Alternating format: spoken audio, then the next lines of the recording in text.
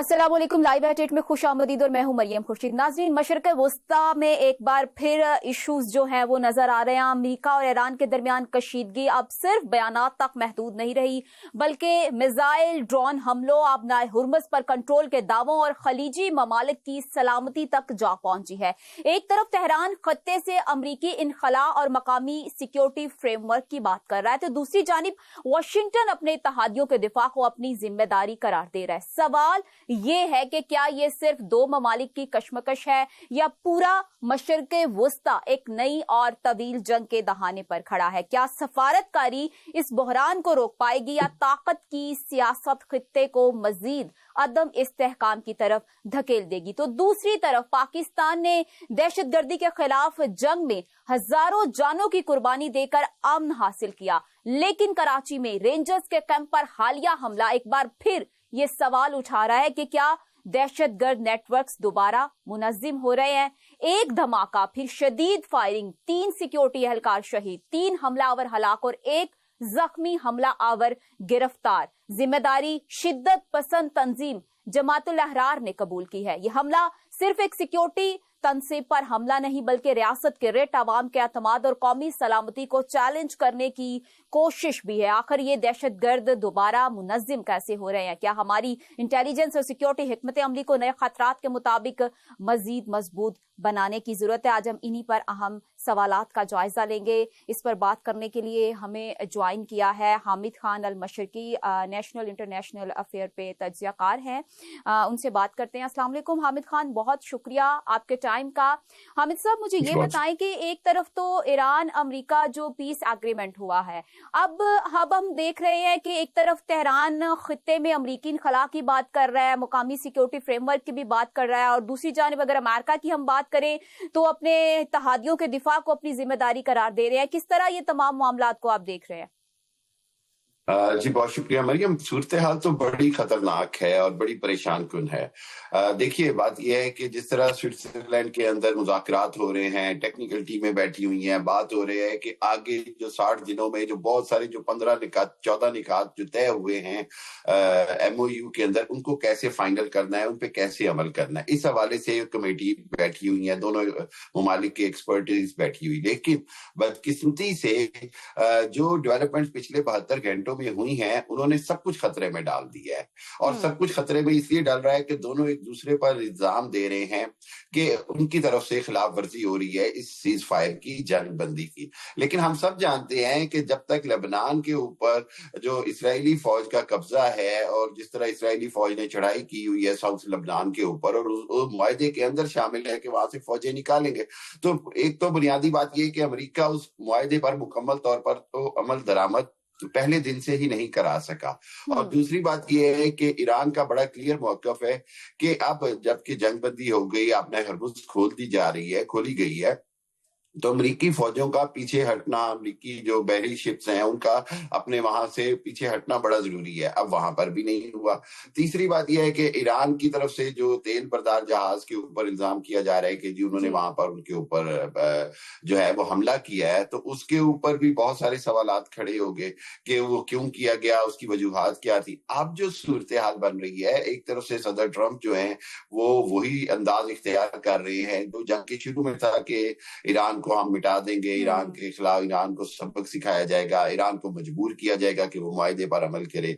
मेरा ख्याल है ईरान ने इतने अरसे के अंदर बड़ा वाज़ेह तौर पर एक रेजिलियंस और एक मुज़ाहमत के साथ साबित कर दिया कि वो जबरदस्ती या जंग के जरिए, तो मुसल्लत की गई जंग के जरिए उसको ज़ेफ नहीं किया जा सकता।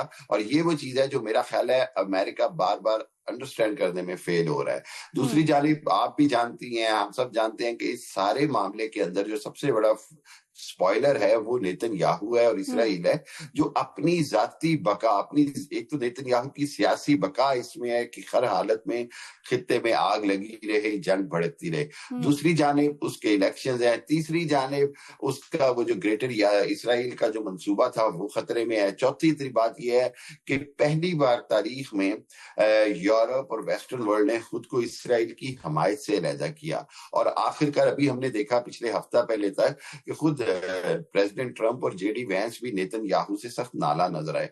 तो इस सूरत-ए-हाल के अंदर इसराइल ने जिस अंदाज में दोबारा से मिसअंडरस्टैंडिंग्स क्रिएट की हैं ईरान और अमेरिका के दरमियान, दोबारा से अरब ममालिक को बीच में घसीटने की कोशिश की जा रही है, उनके जो अड्डे हैं उनको एक बार फिर मुतनाज़ा बनाने की कोशिश की जा रही है, अमेरिकन अड्डे जो हैं, तो ये सूरत-ए-हाल खतरनाक होगी। मेरा ख्याल ये है कि अगर इसको अभी से ना संभाला गया अगले 24 से 48 घंटों में, तो जो पूरा मुआहिदा है वो मुकम्मल तौर पर खतरे में है, और MOU का इस वक्त खत्म होना जो है वो बिलाशुबा इंतहाई खतरनाक होगा। दोबारा जंग शुरू हो सकती है और उसको फिर रोकना बहुत मुश्किल होगा। पाकिस्तान ने जो किरदार अदा करना था वो अपनी, मैं समझता हूँ तारीख में सबसे अहम किरदार अदा किया है।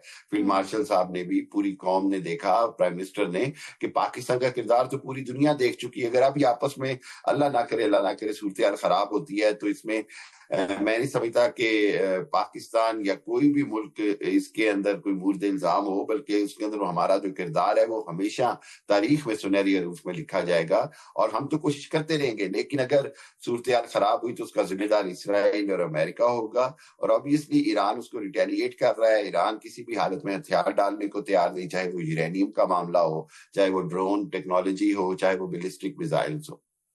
ठीक है हामिद साहब, कुवैत और बहरीन दोनों ने ईरानी हमले को जो है अपनी खुद मुख्तारी पर जो है हमला करार दिया है, तो क्या ईरान अपने जो मुमकिना इत्तेहादी थे अब इस तमाम मामले के बाद उनको भी खो रहा? देखिए मरियम, बात यह है कि यही जो बात मैंने अभी आपसे कही कि यही इसराइल की और अमेरिका की पहले दिन से कोशिश है कि किसी भी तरह से ईरान और अरब ममालिक को आपस में लड़ा दिया जाए। उसमें सऊदी अरब और ईरान को लड़ाने में वो नाकाम हुआ, उसमें पाकिस्तान का बहुत बड़ा किरदार है। पाकिस्तान ने समझाया और पाकिस्तान ने मैं समझता हूँ कि बड़ा बर वक्त उसके अंदर इंटरफियर किया। इसी तरह कतर और ईरान को लड़ाने की कोशिश हुई, वहां पर भी इनको नाकामी हुई। अब बहरीन और कुवैत का मामला यह है कि जो की जितने अड्डे ऑपरेट हो रहे हैं वो बहरीन, कुवैत और UAE से हो रहे हैं, और जब वो ऑपरेट होके वहां से अटैक शुरू करते हैं, इनिशिएट करते हैं, तो ईरान लॉफुली उसको कहता है जी कि मैं सिर्फ उन अड्डों को या उन जगहों को निशाना बना रहा हूं जहां से अमेरिका हम पर हमले कर रहा है। अब ये तो मुमकिन नहीं कि अमेरिका जहां बैठा हुआ है वहीं हमले करे और हम वहां पर जवाबी कार्रवाई ना करें। देखिए, अमेरिकन सरजमीन ईरान से हजारों मील दूर है, सो अमरीकी मुफादात जहां जहां हैं वो ईरान के लिए लेजिटिमेट या जो पॉइंट्स ऑफ अटैक बन जाते हैं। तो इस हवाले से बड़ी क्लैरिटी के साथ हमें ये समझना होगा कि ईरान का मौकफ ये है कि वो ना तो बहरीन की सॉवरेनिटी को वायलेट कर रहा है, ना कुवैत की सॉवरेनिटी को या खुद मुख्तारी को वायलेट कर रहा है। वो सिर्फ उन अमरीकी अड्डों को निशाना बना रहा है जहां से ईरान के खिलाफ हमले किए जा रहे हैं, ईरान को शदीद नुकसान पहुंचाया जा रहा है। मेरा ख्याल है एक बड़ी जरूरत है कि with in Arab countries and Iran और जो खित्ते के मुसलमान ममालिक हैं, चाहे वो तुर्की हो, मिस्र हो, पाकिस्तान है, इन सब के का मिलकर एक डायलॉग होना बड़ा जरूरी है ताकि इस चीज की क्लैरिटी हो। और आपको पता है कि अब ये बात हो रही है कि खित्ते के अंदर तमाम ममालिक के अंदर जो अमरीकी अड्डे हैं वो दरअसल उन ममालिक की हिफाजत के लिए नहीं बल्कि इसराइल की हिफाजत के लिए हैं, और उन ममालिक के लिए वो वबाले जान है जिन ममालिक के अंदर वो बनाए गए हैं, वो उनके लिए लाइबिलिटी बन गए हैं, और ये हम देख रहे हैं। इसीलिए उन अड्डों को खत्म करने की बात की जा रही है। चूंकि उन अड्डों को खत्म ना किया जाए, अमेरिकन और इसराइल मिलकर उसको एक्सप्लॉइट कर रहे हैं। इस तरह से एक गलत फहमी पैदा की जा रही है, मिसअंडरस्टैंडिंग की जा रही है कि जी शायद उनकी सॉवरेनिटी पे हमला है, जबकि ईरान का इसके ऊपर बड़ा क्लैरिटी के साथ मौकफ है। और मेरा ख्याल ये है कि यहाँ पर डायलॉग की बहुत शदीद जरूरत है हाईएस्ट लेवल के ऊपर इन अरब ममालिक के साथ, ईरान के साथ, और बीच में मीडिएटर पाकिस्तान, इसराइल और ईरान और तुर्की और मिस्र है। लेकिन हामिद साहब, क्या खलीजी रियासतें ईरान के सिक्योरिटी फ्रेमवर्क पर जो है वो ट्रस्ट करेंगी, जबकि उन्हीं ममालिक पर ड्रोन और मिसाइल हमलों के इल्जामात भी मौजूद हैं? जी मरियम, बिल्कुल। मैं नहीं समझता कि वो ईरान के सिक्योरिटी एम्ब्रेला पे ट्रस्ट करेंगी कभी भी, बिल्कुल ऐसे नहीं। देखिए, खित्ते के अंदर ना अब सूरत हाल बड़ी तेजी से बदल गई। अमेरिका अकेली सुपर पावर नहीं रहा। अमेरिका के साथ अब चाइना, रशिया ने खित्ते के अंदर भी और दुनिया के अंदर भी अपनी पावर को, अपनी सुपरमेसी को मनवा ली है। इसीलिए आप बात कर रहे हैं कि अब खित्ते के अंदर डिफेंस स्ट्रेटेजी की नई डॉक्ट्राइन्स डिजाइन हो रही हैं। और नई डॉक्ट्राइन क्या है کہ خطے کے اندر جس طرح پاکستان اور سعودی عرب کا ایک جوائنٹ اسٹریٹجک ایگریمنٹ ہوا ہے دفاع کے حوالے سے، اسی طرح کی کوئی ایکسپینڈیڈ ایگریمنٹ ہو جس میں پاکستان کے ساتھ ترکی، قطر، آذربائیجان تک کی بات ہو رہی ہے، تو اس کے اندر اگر بڑے مسلمان ممالک ایک جوائنٹ اتحاد بنا لیں اور ایمبریلا بنا لیں اور کل کو اس کے اندر ایران بھی شامل ہوئے، تو پھر ان کی آپس کی لڑائی ہی ختم ہو جاتی ہے۔ اگر سب کا اتحاد اور سب کا جو ڈیفینس ہے وہ ایک ہو جاتا ہے تو پھر کسی ایک پر حملہ سب پر حملہ ہو، اس طرح کا ایک اسٹریٹجی بننا ضروری ہے جس کے اندر امریکہ پر ڈیپینڈنسی ختم کی جائے۔ جس دن تک خطے کے ممالک تقسیم ہوں گے اور امریکہ پر ڈیپینڈنسی رکھیں گے، ایران کی طرف سے بھی ریزیلینس رہے گی اور خطہ جو ہے وہ جنگ کے بادلوں میں گھرا رہے گا۔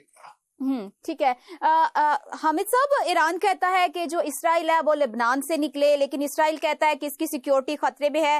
بین الاقوامی جو قانون ہے اس کے تحت اس کا موقف ہے، کس کو زیادہ جو ہے امپورٹنس ہے؟ دیکھیے، پوری دنیا جانتی ہے کہ اسرائیل جو ہے وہ بدترین جارح ہے، انہوں نے ہمیشہ سے قبضہ کیے ہیں، ان کی ہسٹری ہے۔ آپ 60s کی اسرائیل اور عرب ممالک کی جنگ لے لیں، اس کے بعد سے دیکھیں کہ اسرائیل نے کس طرح لبنان پہ، جارڈن پہ، مصر کے کتنے ممالک کے جو ہمسایہ ممالک ہیں ان کے علاقوں پہ قبضہ کیا ہوا ہے۔ تھوڑے تھوڑے علاقے ہر بار آگے لیتا جا رہا ہے۔ ساؤدرن لبنان کے اوپر جو قبضہ کر رہا ہے اسرائیل اور جو نقشہ بدل دیا ہے اسرائیل کا لبنان کو قبضہ کر کے بہت سارے ایریے کو، یہ بڑا خطرناک ہے، بین الاقوامی قوانین کے خلاف ہے، اقوام متحدہ کے بنیادی چارٹر کے خلاف ہے، اور اسی لیے آپ دیکھیے کہ امریکہ کسی بھی طرح کسی بھی عرب ملک کی یا کسی بھی ویسٹرن کنٹری کی اسرائیل کے اوپر حمایت حاصل کرنے میں ناکام ہو گیا ہے۔ اور آج اسرائیل اگر خطے میں اکیلا ہے تو اس کی وجہ یہی ہے کہ اس کا جو جواز ہے لبنان پر حملوں کا وہ انتہائی غیر قانونی، غیر منطقی اور بلا ضروری ہے۔ تو اس صورتحال کے اندر کسی بھی طرح اسرائیل کے موقف کو کوئی تقویت نہیں ملتی، جبکہ ایران کا بڑا کلیئر سٹانس ہے کہ چونکہ اس خطے میں جنگ جب چھیڑی گئی تو اس کے اندر حماس اور حزب اللہ اور دوسری جو بڑی جماعتیں ہیں یا تنظیمیں ہیں ان کے ایران کے اوپر ان کے ساتھ تعلقات کا الزام لگایا گیا اور سارا کچھ کیا گیا۔ تو اب خطے کے اندر ایران یہ سمجھتا ہے کہ اس کی ذمہ داری ہے کہ لبنان کے اندر ہر حالت میں ان کی حمایت کرے اور خطے میں جنگ بندی کی بات کرے۔ میں یہ سمجھتا ہوں کہ اب وقت آ گیا ہے کہ اگر لبنان کے اوپر حالات خراب ہوتے ہیں تو یہ پھر عرب ممالک اور جو لبنان کا جو معاہدہ ہے یا جو صورتحال ہے وہ مزید خراب ہوگی۔ ہم نے دیکھا کہ لبنان کے اوپر تو امریکہ، اسرائیل اور لبنان کی گورنمنٹ نے معاہدہ کر لیا، لیکن آن گراؤنڈ فوجیں بھی وہیں موجود ہیں، ہلاکتیں بھی ہو رہی ہیں۔ تو یہ صورتحال بڑی ناقابل فہم ہے۔ ٹھیک ہے حامد صاحب، اس امریکہ جو ہے وہ اسرائیل پر اپنا اتنا زیادہ اثر رکھتا ہے، ہم نے دیکھا ہسٹری میں بھی وہ بہت اچھے الائے ہیں، آج تک ان کے اندر اس طرح کے کوئی کلیشز نہیں ہوئے۔ اس جنگ کے بعد ہم نے دیکھا کہ کس طرح صدر ٹرمپ نے آ کر میڈیا پر اسرائیل کے جو ہیں وزیر اعظم نیتن یاہو کے لیے کون سے الفاظ استعمال کیے۔ تو اس کے بیک گراؤنڈ میں کیا ایسا ہے؟ امریکہ اگر چاہے تو اسرائیل کو ان تمام کارروائیوں سے روک نہیں سکتا؟ ایک طرف تو وہ پیس ایگریمنٹ کی بات کر رہا ہے تو دوسری جانب اپنے ہی الائے جس کے کہنے پر وہ اس جنگ میں کودا ہے وہی اسی کی بات نہیں مان رہا۔ دیکھیے، ایک تو چیز یہ ہے کہ میں آپ کو کلیئرٹی سے بتا دوں کہ یہ کبھی بھی نہیں ہو سکتا کہ امریکہ فل فلیج اسرائیل کے خلاف جائے، یہ ایک ناممکنات میں سے ہے، جبکہ اسرائیل کی جو لابی ہے، Jewish lobby, Zionist lobby, American Senate, American Congress کو کنٹرول کرتی ہے۔ امریکہ میں روتھشائلڈ فیملی، اب جو بہت سارے بزنس مین اور میڈیا ٹائکونز ہیں وہ تمام یہودی لابی سے کنٹرول ہیں اور یہودی لابی ہی کا حصہ ہے۔ تو اس صورتحال میں اگر ہم سوچیں کہ امریکہ کبھی بھی اسرائیل کے خلاف ہوگا تو ایسا ناممکن ہے۔ جی، یہ جو ابھی کی صورتحال ہوئی ہے یہ امریکن پریزیڈنٹ نے ذاتی طور پر نیتن یاہو پر تنقید کی، ان کے فیصلوں پر تنقید کی، کیونکہ وہ سمجھتے ہیں کہ نیتن یاہو نے ان کو اس جنگ کی دلدل میں گھسیٹا ہے۔ ایک چیز آپ کو یاد رکھنی ہوگی کہ اسرائیل ہی وہ واحد ملک ہے جس کے خلاف 40 سے زائد قراردادیں امریکہ نیٹو ویٹو کر چکا ہے اس کے یونائٹڈ نیشن کے اندر۔ سو امریکہ کی اسرائیل کے ساتھ کھڑے ہونا جو ہے وہ لازم و ملزوم ہے، لیکن لیکن موجودہ حالات میں جہاں امریکن پبلک کے اندر یہ جنگ ان پاپولر ہے، امریکہ کی پبلک بالکل اس کے ساتھ نہیں ہے.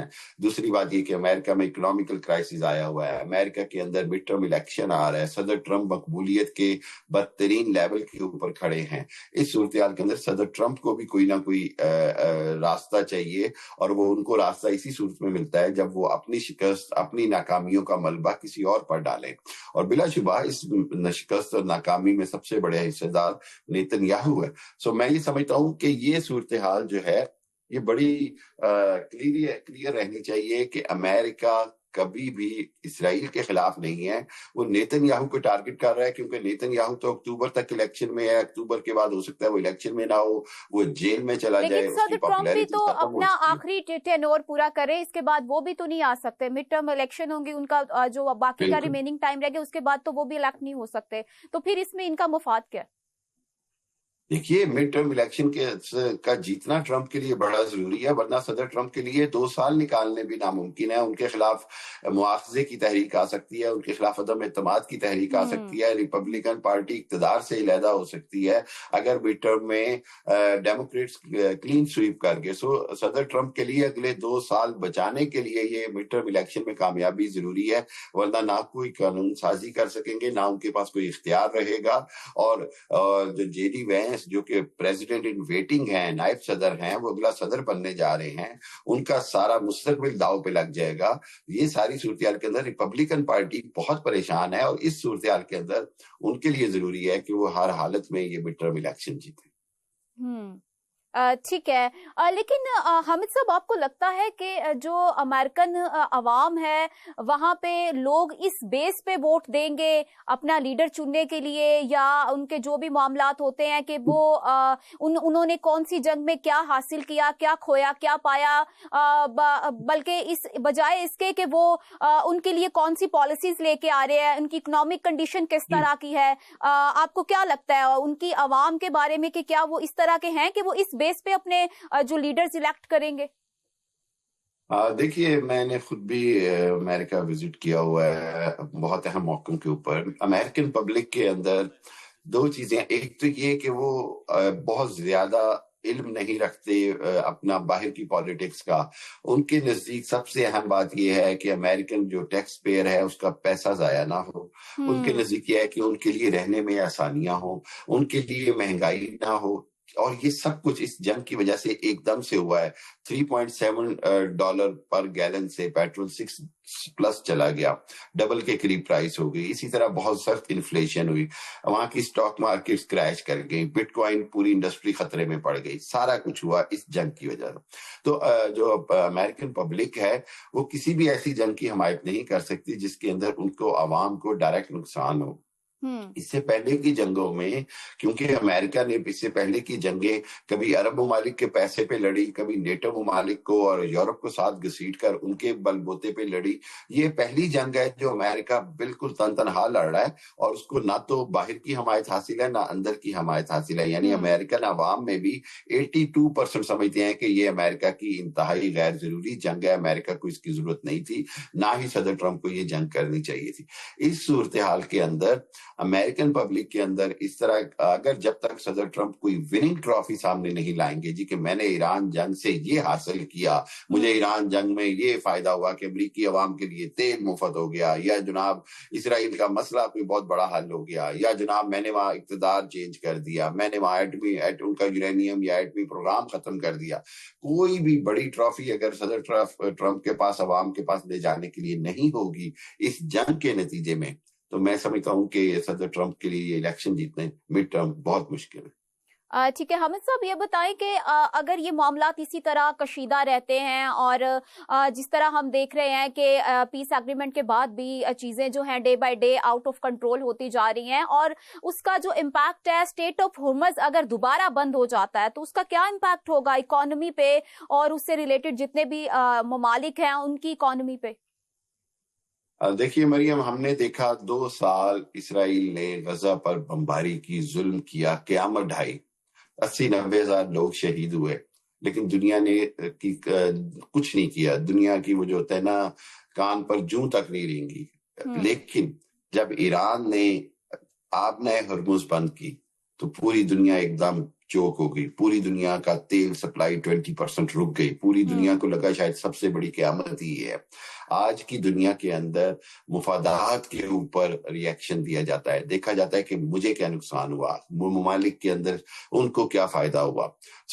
ईरान के पास ये जो तुर्क का पत्ता था आबना हरमुज, ये हमेशा के लिए है। ईरान ने अगर दोबारा आबना हरमुज बंद की, आपने देखा कि आबना हरमुज के बंद होने से पूरी दुनिया में क्या बहरान आया तेल सप्लाई के हवाले से। फूड सप्लाई, दुनिया की 80% जो खाद है, जो फर्टिलाइजर है, वो आबना हरमुज के रास्ते ट्रेड होती है।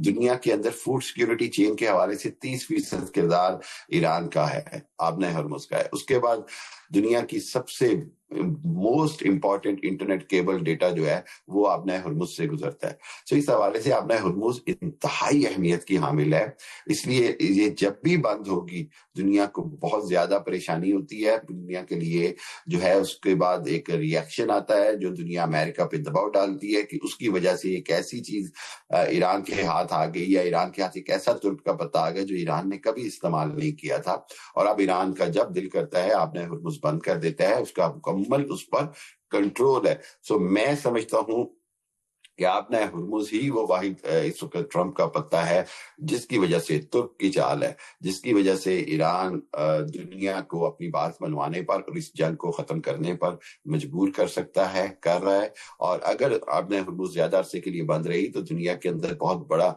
रिसेशन आएगा, इकोनॉमिक क्रैश आएगा, और सेकेंड वर्ल्ड वॉर के बाद हो सकता है पहली बार दुनिया जो है वो डिप्रेशन से गुजरे। ठीक है हामिद साहब, बहुत शुक्रिया आपके टाइम का। यहाँ पे ब्रेक का टाइम हुआ, ब्रेक के बाद वापस आते, take a short break. Break के बाद खुशामदीद हमें ज्वाइन किया है रहनुमा पीपल्स पार्टी कमर जमान कायरा साहब ने। बहुत शुक्रिया सर आपके टाइम का। सर मुझे ये बताएं कि पाकिस्तान ने दहशतगर्दी के खिलाफ जंग में हजारों कुर्बानियां देकर जो अब अमन हासिल किया है, लेकिन कराची में रेंजर्स के कैंप पर ये जो हालिया हमला हुआ है, तो क्या दहशतगर्द नेटवर्क दोबारा मुनज़्ज़म हो रहे हैं? यकीनन ये ऐसी बात का शाखसाना है कि इनके स्लीपिंग सेल्स मुकम्मल तौर पे खत्म नहीं हुए और इनको बॉर्डर पार से भी सपोर्ट हासिल है, जिसकी वजह से ये कहीं ना कहीं अटैक करते रहते हैं। ये रैंडम अटैक बुनियादी तौर पे कौम को अनलव करने के लिए और उनको एक मायूसी की कैफियत में ले जाने के लिए किए जाते हैं। ये आइसोलेशन में इस तरह के अटैक्स ग्रेजुअली खत्म होंगे, क्योंकि अभी उनकी प्रेजेंस तो है, उस माइंड सेट की उनको बाहर से इमदाद भी मिल रही है, लेकिन हमारी फोर्सेस भी भरपूर तरीके से उनका मुकाबला कर रही हैं और इंशाअल्लाह इनका कला कमा करके ही तोड़ेंगे। ठीक कायरा साहब, कराची जैसे हसास शहर में इस तरह का जो हमला है, तो क्या ये सिर्फ एक सिक्योरिटी रिलेटेड इशू है या फिर ये रियासत को कोई वाज़ेह पैगाम देने की ये जो दहशतगर्द हैं ये कोशिश कर रहे हैं? एक बात सोचिए, कराची इतना बड़ा शहर है जी, वहाँ पे किसी ग्रुप का मौजूद होना और उसको किसी जगह पे अटैक कर लेना ये कोई बहुत अचंभे की बात नहीं है। हम कोई बहुत मिसाली स्टेट नहीं है, हम कोई सिक्योरिटी के ऊपर बिल्कुल, वहाँ बाकी वारदातें भी होती हैं, डकैतियां चोरियां भी होती हैं, इसी तरह के लोग भी वहाँ मुख्तलिफ बहानों से जो फैमिलियों को साथ लेके मूव कर रहे होते हैं और ये इसी गांव में अपनी प्रेजेंस रखते हैं और कई जगहों पे ये अटैक कर जाते हैं। अब या तो ये हो कि ये बंदे आइडेंटिफाइड थे और किसी ने नहीं पकड़ा, ऐसा नहीं है। हमारे यहाँ कोई शहर के गिर्द फसील तो नहीं है कि बाहर से हर आने वाला बंदा चेक होगा। क्या ये मुमकिन है कि पैदल आने वाला, मोटरसाइकिल पे आने वाला, कार बस से आने वाला, हवाई जहाज और गाड़ियों पे, ट्रेन पे आने वाले सारे लोग चेक हो जाएंगे, या समुद्र के रास्ते आने वाले चेक हो जाएंगे? ये कोई नेग्लिजेंस नहीं है। हाँ, इस तरह के अटैक्स एक प्रेजेंस होता है लोगों को अननर्व करने के लिए, लोगों को परेशान और मायूसी की तरफ ले जाने के लिए, जो कि पाकिस्तानी कौम इस मेहनत से लड़ने को तैयार है। ना कौम मायूस होगी, ना हमारे इदारे उनके हौसले टूटेंगे। ठीक है। कायरा साहब, इसकी जिम्मेदारी जो है वो शिद्दत पसंद तंजीम जो है जमातुल अहरार ने कबूल की है, तो क्या ये तंजीम दोबारा फाल हो रही है या इससे रिलेटेड मुख्तलिफ शिद्दत पसंद जो गिरोह हैं वो नए इत्तेहाद बना रहे हैं?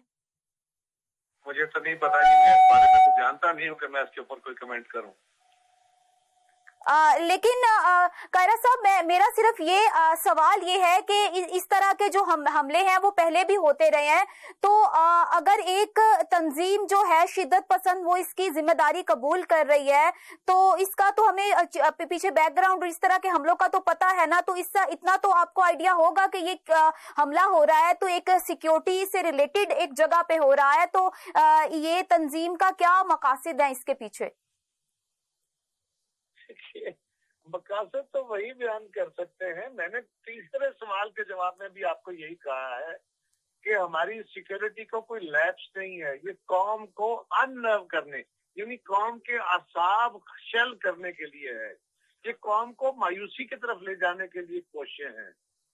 मैं तो बार बार आपको इसका जवाब दे रहा हूँ, आप बार बार एक ही सवाल करी जाए। कायरा साहब, मैं सिर्फ ये पूछ रही हूँ कि ये जो दहशतगर्द तंजीमें हैं बार बार सिक्योरिटी फोर्सेस को निशाना क्यों बनाती हैं? क्या इनका मकसद क्या होता है? अवाम में खौफ फैलाना होता है या रियासती रिट को चैलेंज करना होता है? मैं मोहतरमा अभी आपके सवाल के राइट पहले मैंने यही जवाब दिया है। यहाँ पे ब्रेक का टाइम है, ब्रेक के बाद वापिस आते हैं। Take a short break. Break के बाद खुश आमदीद। हमें ज्वाइन किया है पीटीआई के रहनुमा सरदार लतीफ़ खोसा साहब ने। अस्सलाम वालेकुम सरदार लतीफ़ खोसा साहब, बहुत शुक्रिया आपके टाइम का। पाकिस्तान में कराची में रेंजर्स के कैंप पर यह हमला हुआ है सर, तो आप इसको किस तरह देखते हैं? क्या दहशतगर्द नेटवर्क्स दोबारा मुनज़्ज़म हो रहे हैं? देखिए, ये बड़ी बदकिस्मती है कि सारे जहां का दर्द हमारे जिगर में है और हमारी हुकूमत को अपने जो है मुल्क के अंदरूनी हालात की कोई फिक्र नहीं है। दहशतगर्दी अपने अरूज पर है। आप अगर देखें तो कोई भी इलाका पाकिस्तान का जो है वो महफूज नहीं है। और ये आजाद कश्मीर में देख लें क्या हो रहा है, ये गिलगित बल्तिस्तान में क्या हुआ है, ये अपना जो है खैबर पख्तूनख्वा में क्या हो रहा है, और ये कराची में आपने देख ही लिया है कि ये वस्त में आकर कराची के वस्त में ये इस तरह से दहशतगर्द अगर दनाते फिर रहे हैं, तो ये बताइएगा कि बड़ी जबिलत से जो है वजीर दाखिला साहब सारी दुनिया में घूम रहे हैं और पता नहीं कहाँ कहाँ फिर रहे हैं जहाज लेकर। अपने मुल्क की इन्हें फिक्र नहीं है किसी की तौर पर भी। तो ये मेरे ख्याल में अपने मुल्क के अंदर जो है ये जरा ज्यादा तवज्जो दें तो ये बेहतर होगा, बजाय इसके कि यहाँ किसी की भी गैर जान और माल महफूज ना हो। न सिर्फ ये, बल्कि आप देखें कि बच्चों को अगवा किया जा रहा है और औरतों को अगवा किया जा रहा है, मर्दों को कत्ल किया जा रहा है। जाने ये क्या क्या हो रहा है। और ये हमारी एजेंसीज किधर है? क्या वो सारी दुनिया की बाकी मुखबरी कर रही हैं और अपने मुल्क में उन्हें कोई पता नहीं है कि किस तरह से नेटवर्क जो है वो फैल रहे हैं और किस तरह से वो जो है शहर के वस्त में भी और कराची जैसे शहर में भी वो, और फिर जिन पर हमला कर रहे हैं असास इदारों पर। ये मेरे ख्याल में तो हुकूमत को अपने जो है ज्यादा तवज्जो देनी चाहिए मुल्क में, क्योंकि मुल्क के अवाम की जान और माल की हिफाजत जो है वो अवलीन तरजीह होनी चाहिए, बजाय इसके कि दुनिया में आप अमन फैलाने चले हो। ठीक है, लेकिन खोसा साहब, पाकिस्तान ने दहशतगर्दी के खिलाफ 2 दहाइयों से एक भारी कीमत अदा की है। तो अगर दहशतगर्द गिरोह जो है इस तरह के हमला कर रहे हैं और मुसलसल नई भर्तियां और नए इत्तेहाद बना रहे हैं, क्योंकि शिद्दत पसंद जो तंजीम जमातुल अहरार ने इसकी जिम्मेदारी इस हमले की कबूल की है, तो क्या ये सिर्फ हम जो ये फौजी कार्रवाइयां कर रहे हैं इसके खिलाफ, क्या ये एनफ है इसके लिए? देखिए, मुसीबत तो ये है कि जब तक आप सियासी इस्तेहकाम नहीं लाएंगे आपका अमन और अमान वहाँ हो ही नहीं सकता है। और आप देखें, ये हमारी जो बदकिस्मती है कि सिविलियन गवर्नमेंट्स को कभी काम नहीं करने दिया जाता है। ये जब आपके मार्शल लॉ लगे हैं या आपकी अस्करी क़यादत में जो है ये संभाला है, ये तालिबान हमने पैदा किए, जबकि 70 की दहाई में ज़ियाउल हक ने जो है ये रशिया को, USSR को क्रम्बल करने के लिए अमेरिका की गोद में चले गए। और वो दिहाई जो है वो आपने देख लिया कि क्या हुआ। आज वो तालिबान जो हमारे ही पैदा किए, तोरा बोरा हमारा ही क्रिएटेड था, उसामा बिन लादेन हमारा ही, ज़ियाउल हक का क्रिएटेड था। ये ब्रेन चाइल्ड जो है अमेरिका से इतनी गुलामी अब ये छोड़ दें। और 9/11 भी हमने फिर ये शुरुआत की थी, ये भी पाकिस्तान के जनरल परवेज मुशर्रफ साहब लेट गए थे और वो भी जो है दिहाई हमने देखी कि क्या बीता हमारे ऊपर। और फिर बड़े आराम से वो जो है कपड़े साफ करके धो के अफगानिस्तान से भी चले गए, अमेरिका छोड़ गया और हमारे लिए जो है नासूर पैदा कर गया। और जितनी जो है दहशतगर्दी हो रही है, हिंदुस्तान जो है वो इस वक्त अफगानिस्तान को इस्तेमाल करके बलूचिस्तान में भी कर रहा है, कराची में भी वारदातें कर रहा है और पाकिस्तान के हर इलाके में, खित्ते में कर रहा है। तो ये मेरे ख्याल में हम अपना विदेशी आकाओं की गुलामी को छोड़ दें। तो और दूसरी बात ये है कि ये अस्करी क़यादत या फौज का काम नहीं होता है, ये फॉरेन पॉलिसीज और ये जो है internal law and order situation, ये सारी आप करने दीजिएगा। खुदारा आवाम को मुक्तदर करें, अपने आइन पर अमलदारी को यकीनी बनाएं, तभी कानून की आमाजगाह होगी और तभी जो है इस मुल्क में आप कला कमा कर सकेंगे। जब तक आप लोगों को बीच में शरीक नहीं करेंगे, जब तक वो अपने मुकद्दर का फैसले खुद नहीं करेंगे, अपने हालात अपने हाथ में नहीं लेंगे, जब तक अपने बच्चों का हिफाजत जो है खुद अवाम नहीं करना सीख, उन पर जो है जिम्मेवारी नहीं दी जाएगी। और फिर हम जो है फिर कहते हैं कि ये क्यों कर दहशतगर्दी बढ़ गई है। तो ये देखें, ये फौजी हल कभी नहीं होता है, इसका सियासी हल होता है। और सियासी हल हम उसमें यकीन ही नहीं रखते, हमने कभी सियासत को पनपने ही नहीं दिया गया है, हमने कभी जो है आवाम को मुक्तदर करना जो है गवारा ही नहीं किया है। हम इनको कीड़ा मकोड़ा समझते हैं आवाम को, और हमने आधा मुल्क तोड़ दिया, लेकिन फिर भी हमें जो है होश नहीं आया है। जाने कब हमें जो है ये हम इस ख्वाब खरगोश से जागेंगे और आवाम को मुक्तदर करके उन्हीं के बच्चों की हिफाजत करने पर उनको गामजन करके, मामूर करके, उनको जो है उनके संवारेंगे, उनके हाथ में सौंपेंगे इक़्तिदार आला जो है अल्लाह ताला की हकमियत आला के ताबे। ये आइन यही इसी चीज का मनता है, लेकिन हम आइन पर अमल ही नहीं करना जो गवारा करते हैं, और ना ही कानून में हम जो है बिलीव करते हैं, ना ही अदलिया को हम आजादी देने को तैयार है, अदलिया को भी गुलामी में ले लिया। तो देखें, ये सारे जो है अवामिल मिलकर आपकी जो है दहशतगर्दी कभी कम नहीं होगी। खोसा साहब, दहशतगर्दी के खिलाफ कौमी इत्तफाक बहुत जरूरी है, लेकिन क्या सियासी तकसीम जो है इस तरह की जंग को मजीद वुसअत देती है और इस तरह के क्लैशेस फिर हमें और इस तरह की दहशतगर्दी हमें देखने को मिलती है? तो जो सियासी तकसीम है, आपको नहीं लगता कि एक पेज पे इकट्ठा होना बड़ा जरूरी है, इसके लिए मुत्तहद होना? मेरा सारा जो है उसकी मंतहा यही थी, आपने मेरे मुंह से छीन ली है वो बात।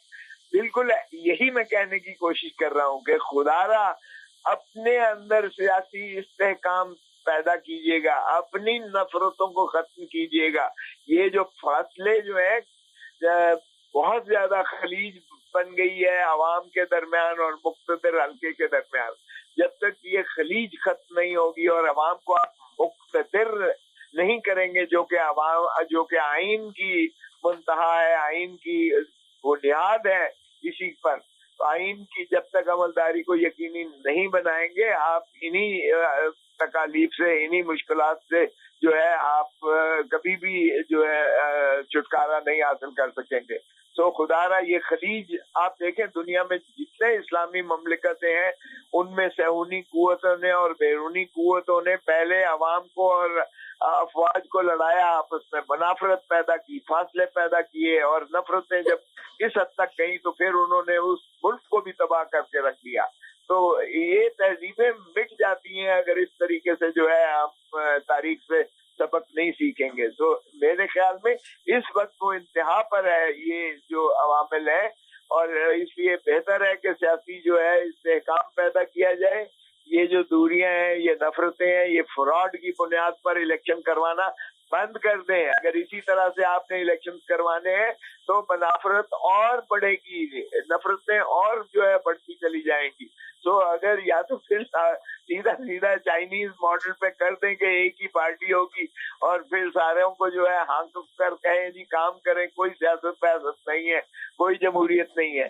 लेकिन ये पाकिस्तान की साइकी है ही नहीं। पाकिस्तान बना ही जमहूर की बुनियाद पर था, यानी अवाम पाकिस्तान ने कुछ गोलियों के जरिए, जंगों के जरिए ये कायदे आज़म ने पाकिस्तान नहीं बनाया था, अपनी बसीरत और जमहूरियत के जरिए बनाया था। और जमहूरियत हमारी रूह में जो है वो इस्लाम में भी यही है।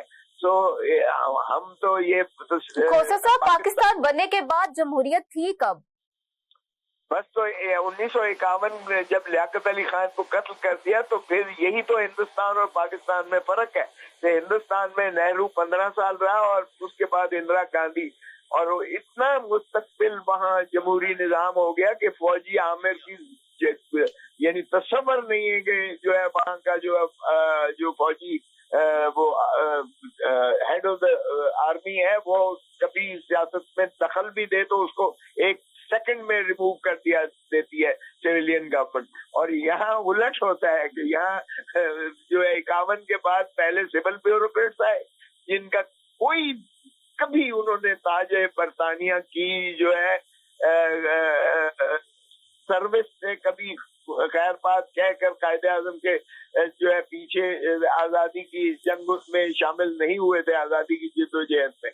और उसके बाद जो है अब 58 में 58 में सीधा जो है मिलिट्री ब्यूरोक्रेसी आ गई और मिलिट्री ब्यूरोक्रेसी ने पाकिस्तान को 2 लाख करके 1971 में जान छोड़ी। और 4-5 साल के लिए सिर्फ भुट्टो साहब को जो है मौका मिला और उसके बाद जियाउल हक साहब उन्हें फांसी देकर खैर से मुक्तदर हो गए, इक़्तिदार पर आ गए।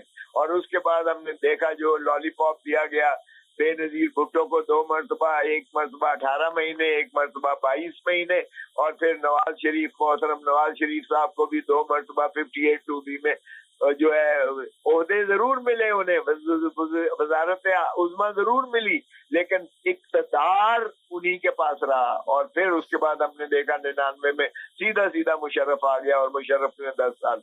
तो ये जो है खेल तमाशा बंद होना चाहिए। अब भी हाइब्रिड तो ये खुद कहते हैं, हाइब्रिड क्या है, बल्कि वजारत उज़्मा जो है वो तो किसी और के पास है, शहबाज शरीफ के पास भी नहीं है।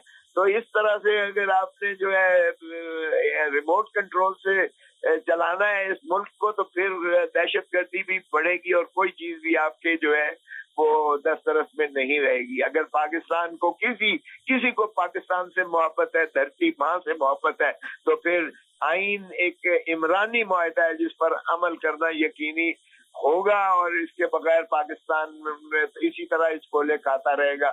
और खाकम बदेहन 1971 में आधा तो कायदे आज़म का पाकिस्तान हमने जो है खत्म कर दिया, आधे के पीछे हम माशाअल्लाह हाथ धोकर पड़े हुए हैं।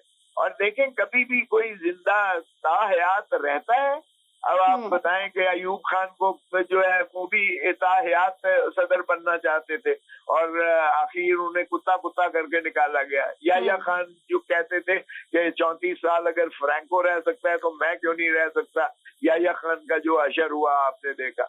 जियाउल हक को अल्लाह ताला ने हवा में बखेर दिया, वो भी ताहयात आपके मुल्क पर कब्जा करने आया था। और मुशर्रफ दूसरी मरतबा वर्दी में उसने जो है फिर अपने आप को सदर मुसल्लत करके मुक्के दिखाता था, मेरी ताकत देखो। और उसको अल्लाह ताला ने वो बीमारी दी जो शायद ही किसी को बनती हो और जस्ट खाती उसका वापस आया। तो ये पता नहीं हम तारीख से क्यों सबक नहीं सीखते, कोई भी दवामी नहीं रहता है। और जियाउल हक के जो है उस पे आपका जनाजा या कब्र जो भी है उसका वहां जाकर आप देखें कि क्या कोई जाता है वहाँ, लोग जो है थू करते हैं। और जबकि भुट्टो के मज़ार पर लाखों बंदा जाता है। और इसी तरह जब भी रानी शहीद बेनजीर भुट्टो, वो भी आप देखेंगे अगरचे कत्ल की गई मगर वो भी मैं समझता हूँ शहीद जमहूरियत है। और इसी तरह अगर इमरान को अंदर रखा हुआ है जेल में, जो कि इस वक्त पाकिस्तान के अवाम की दिलों की धड़कन है, तो वो भी आप देखें अमर हो जाएगा। लेकिन मौजूदा मुक्तदर हल्का जो है वो फिर उसी तरह जो है अवाम के गज़ब और गम और गुस्से का जो है वो निशाना बनता रहेगा।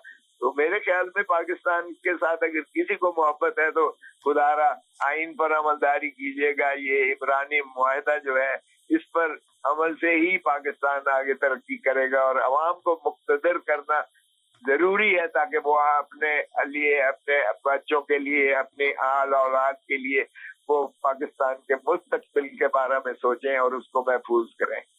ठीक है खोसर साहब, आप बात कर रहे थे अदालतों की ट्रांसपेरेंसी के हवाले से।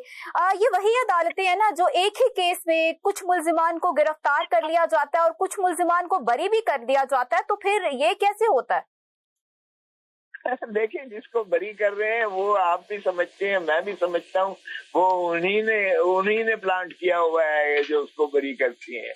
बाकीरा ये है कि उनको तो कोई रियायत नहीं मिल रही है जो अलम जमहूरियत लेकर इमरान खान के साथ खड़े हुए हैं और जो डटे हुए हैं, और जो भी वहाँ माफीनामा लिख देता है या जो भी इनके जो है ख्वाहिश के मुताबिक जो वहाँ प्लांट किया जाता है, कॉम्प्रोमाइज होता है, उसको बरी कर देते हैं। तो ये आप छोड़ दें कि ये इंसाफ हो रहा है कि वही अदालतें बरी कर रही हैं, वही अदालत। लेकिन इस बात का यकीनी बात है कि उसी शहादत पर आप एक को बरी करते हैं, एक को सजा कर रहे हैं, तो इसका मतलब है दोहरा मयार तो आपने खुद ही तस्लीम कर लिया। अब इन केसेस में जो 9 मई के केसेस हैं, इनमें यानी इससे ज्यादा मजा का केस क्या हो सकता है कि 2 पुलिस वाले यानी एक ASI और एक हेड कांस्टेबल जो है वो सफेद पारचात में साबका वजीर आजम जिसकी सिक्योरिटी लगी हुई है, उसकी ड्राइंग रूम में घुस जाते हैं और मेज के नीचे छुप कर वो जो है साजिश सुनते हैं और उसी की शहादत, 2 शहादत की बुनियाद पर 263 साल सजा जो है कर दी गई है। अपना डॉक्टर यास्मीन को और बाकियों को 50-50 साल सजा कर दी गई है।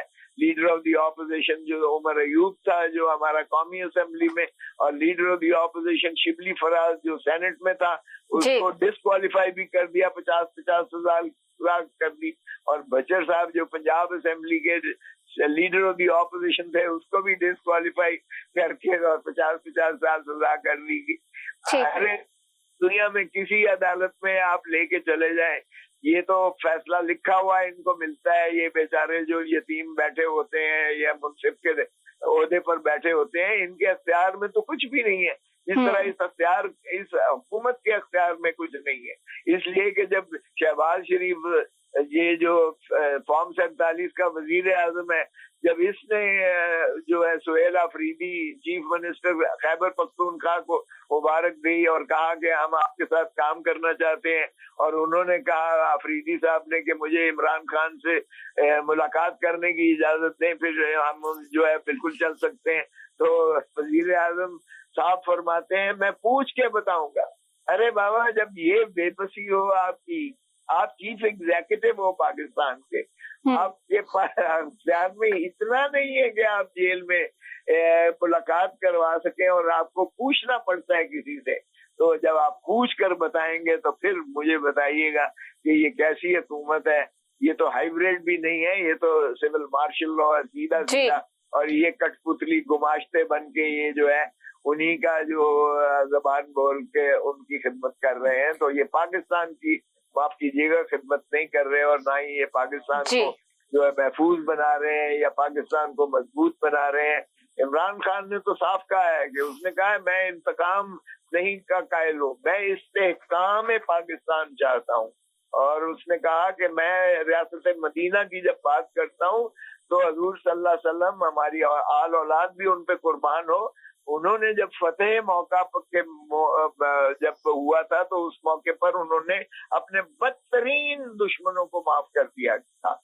तो ये वो नेल्सन मंडेला वाली चाहते हैं कि क्योंकि नेल्सन मंडेला ने बूथा को 27 साल जेल में रहने के बावजूद उसको वाइस प्रेसिडेंट दिया था ताकि अफ्रीका को मजबूत किया जा सके। तो मेरे ख्याल में बहुत हो लिया। अब हमें जो है ये ट्रूथ एंड रिकंसिलिएशन पे जाना चाहिए। हमें जो है ये मिल बैठ कर पाकिस्तान का सोचना चाहिए। पाकिस्तान इस वक्त बीच कोले खा रहा है, हमें पाकिस्तान को बचाने की जरूरत है। पाकिस्तान को बचाकर फिर इस्तेहकाम की तरफ لے جانا ہے تو سیاسی استحکام لانا پڑے گا.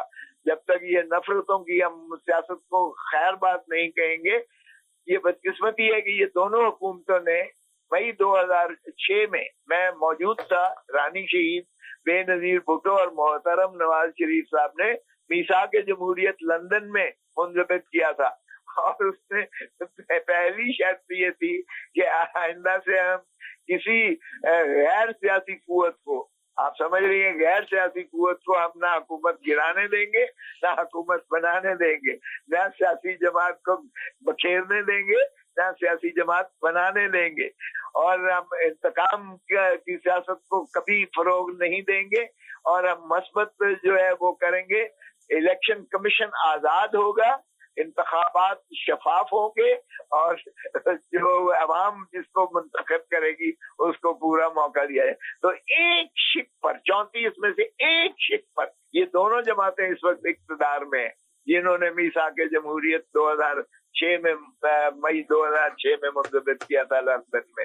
نہ محترم نواز شریف نے اس پر ایک پر عمل کیا, نہ رانی شہید بے نظیر بھٹو کے وارثوں نے اس پر ایک شک پر بھی عمل کیا ہے. تو یہ اگر اس طرح سے قوم کے ساتھ فراڈ کر کے, دھوکہ کر کے, اپنے آپ سے بھی دھوکہ کر کے, تو پھر میرے خیال میں قوم کو سوچنا چاہیے. بالکل, بہت شکریہ سردار لطیف کھوسہ صاحب آپ کے ٹائم کا. ناظرین, آج کی گفتگو سے ایک بات واضح ہے کہ امریکہ اور ایران کی یہ کشمکش جو ہے وہ دو ریاستوں کا تنازع نہیں ہے, بلکہ اس کے اثرات عالمی معیشت, توانائی کی فراہمی, خلیجی سلامتی اور جنوبی ایشیا سمیت پوری دنیا پر مرتب ہو سکتا ہے. اصل امتحان اب یہ ہے کہ کیا طاقت کے ذریعے مسائل حل کیے جائیں گے یا سفارتکاری ایک بار پھر اپنا کردار ادا کرے گی. آنے والے دن نہ صرف مشرق وسطی بلکہ عالمی سیاست کا رخ بھی متعین کریں گے. تو ادھر دہشت گردی کے خلاف جنگ صرف میدان جنگ میں نہیں جیتی جاتی, بلکہ مؤثر انٹیلیجنس, قومی اتحاد, مضبوط ریاستی اداروں اور عوامی تعاون سے کامیاب ہوتی ہے. کراچی کا یہ حملہ اگرچہ ناکام بنایا گیا, لیکن